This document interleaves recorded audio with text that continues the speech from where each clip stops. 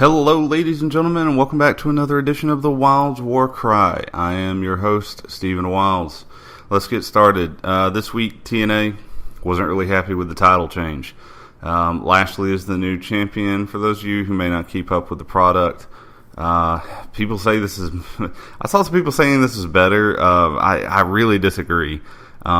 And that's not because of Lashley. If you've been paying attention to a lot of the stuff I've been saying, I like his look. I like how he works. I think he kind of missed some opportunities, but unfortunately, he's not great on the mic. And I don't know how he's going to do as champion. I'm glad somebody's giving him a chance, but this seems like a horrible waste of Eric Young's title run. And I agree. Someone pointed out, heels are better as champions, especially in companies, kind of like TNA, that you want to really build an appeal for them. You kind of want your champion to be a heel and to generate a lot of heat and stuff like that. But I don't think that's always true.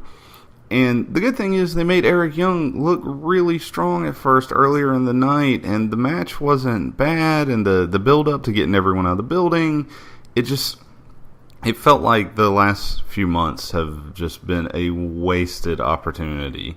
Eric Young is an amazing talent. He is decent on the mic. He has a great look. He can do things in the ring that will put, fans on the edge of their seats. And I don't know. I really think they're missing an opportunity here. I heard someone say that the only reason he got the title in the first place was to, help kind of advertise his new show and do some cross-promotion stuff. I really hope that's not true. Eric Young deserves better than that. And that's the thing, even at the end, I felt really bad for both Eric Young and Lashley, because as soon as that happened, Rude comes out and takes all the focus off of Eric Young and Lashley and puts it on Rude.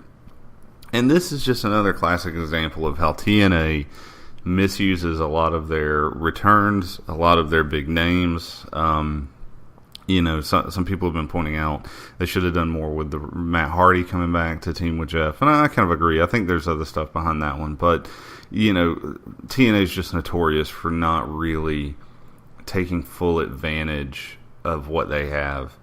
SmackDown was good this week. Nothing much to say except it was good. Raw, however, I've got to say, inspired a lot of really good moments.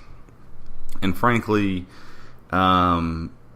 it did what it did. It actually got me a little bit more excited for the show, even though, as I'll go into in a minute, I don't think there's been a proper build-up for it. But to start off, I like Vickie Guerrero. I know not everyone does, but I'm going to tell you right now, I like her.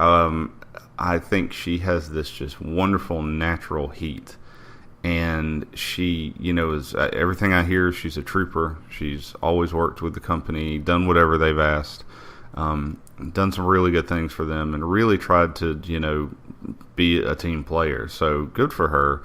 I would have really liked to see, I know she's got a lot of stuff she wants to get done, but maybe if she decides to come back, she could come back, especially if the Authority is still around, as a face character, maybe even working with Vince or something. I don't know. There's a lot of fantasy booking going on there. But, it's that's just, I'm glad to see what they did. I know they used Eddie's music as kind of a cheap pop, but hey, it worked. I was singing along. I'm not going to lie.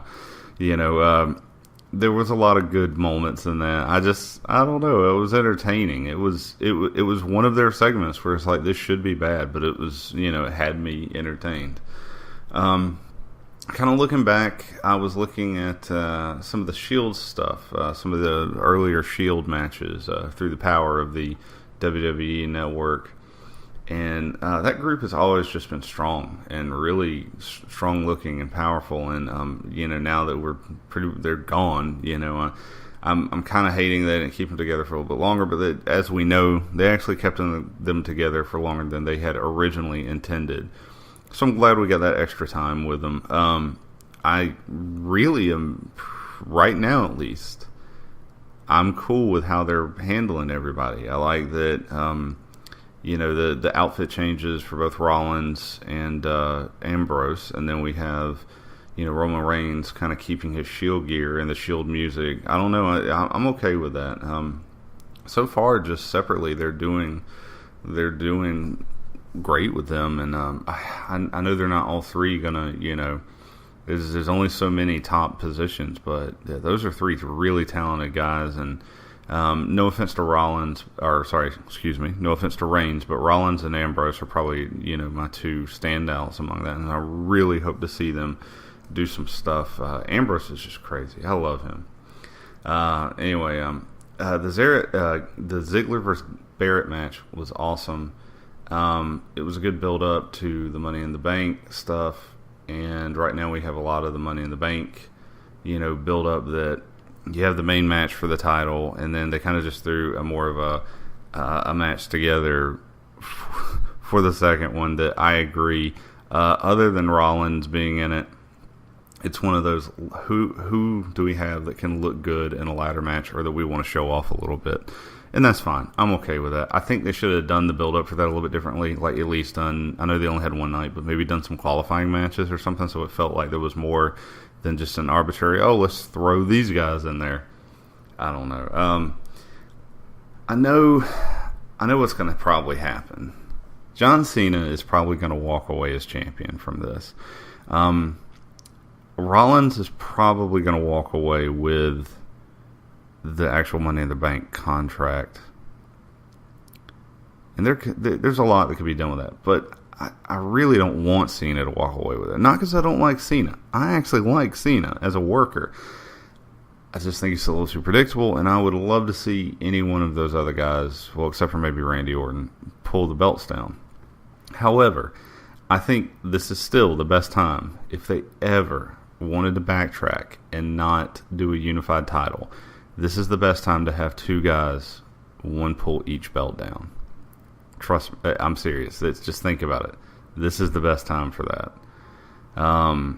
It could do some interesting stuff, especially when Daniel Bryan returns and says he was never pinned for the belt and all. You know how it goes. You've seen the show before.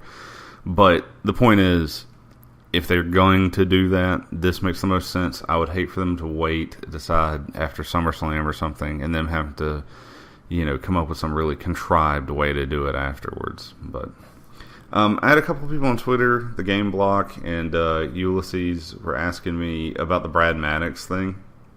I had seen this like a couple days ago, but I didn't even click on it because I didn't take it seriously. Now that I've watched the video and read a couple of things, I'm still pretty sure this is... I don't know how he posted the YouTube video from the cave, but whatever. I had some people ask me about it, though, and I'm pretty sure it's, Maddox is a good worker.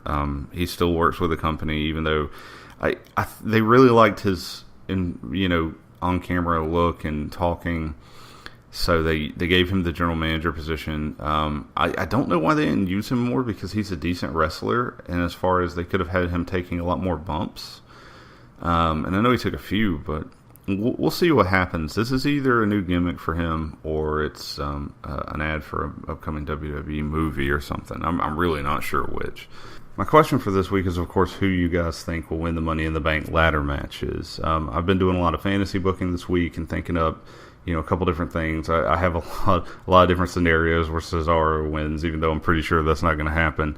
But my thing is, when you start looking at who's leaving, who's leaving soon, who's not due for a push, look at a lot of the backstage climate, you really start to narrow the field down.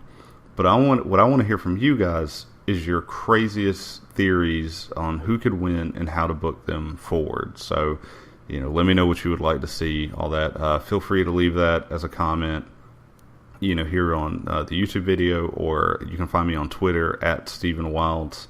We can discuss it there if you like. But we'll know more after Sunday. And until then, this has been the Wilds War Cry.